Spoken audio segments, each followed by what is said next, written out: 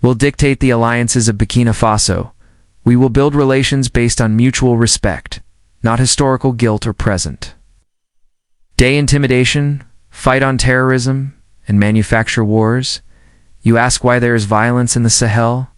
You ask why our youth take up arms, but you do not ask who benefits when our minds are guarded by private mercenaries while our villages are left vulnerable. You do not ask how weapons arrive in deserts that produce no steel.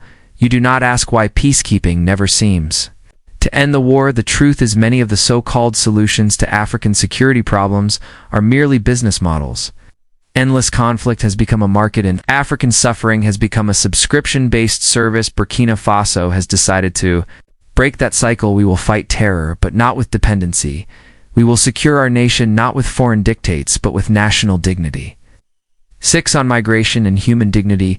We do not want our youth droning in the Mediterranean.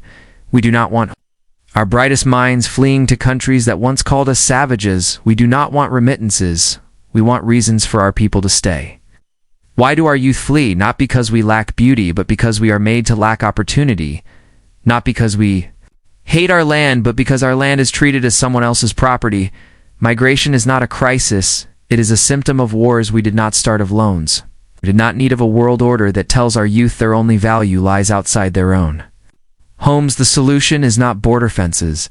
The solution is justice for 7 on Africa's place in the world. Africa is not a mistake to be fixed. Africa is not a failed continent.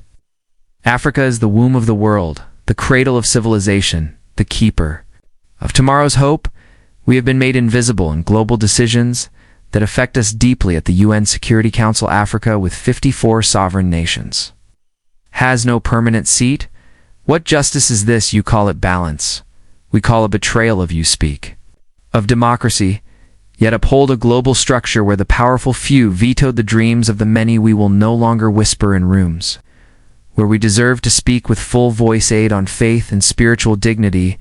We are a spiritual people before your cathedrals. Our ancestors sang to the sky before your missionaries. We knew the language of the rivers and the laws of the sacred forest. Christianity came, Islam came, and we received them not as slaves but as seekers.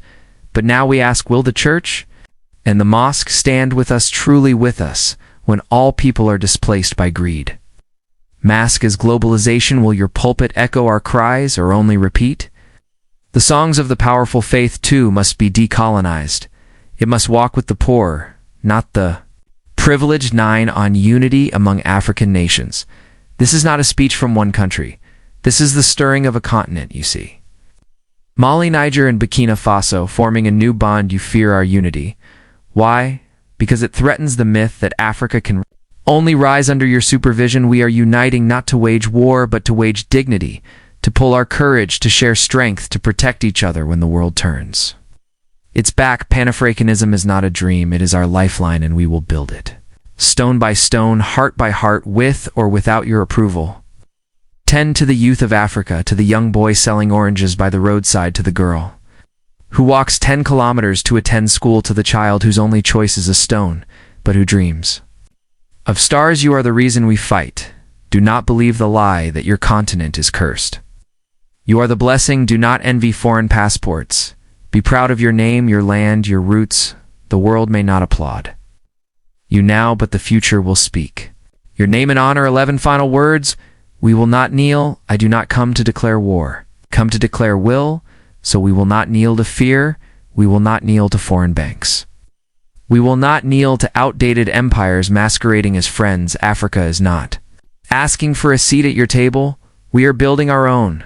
A table where no child eats last, where no nation is silenced because it lacks nuclear arms, where justice is not filtered through the lens of race or history, but shared. His breath is shared. This is our vision, and this is our vow. Let the world hear it today, and always. Africa will not kneel. Thank you.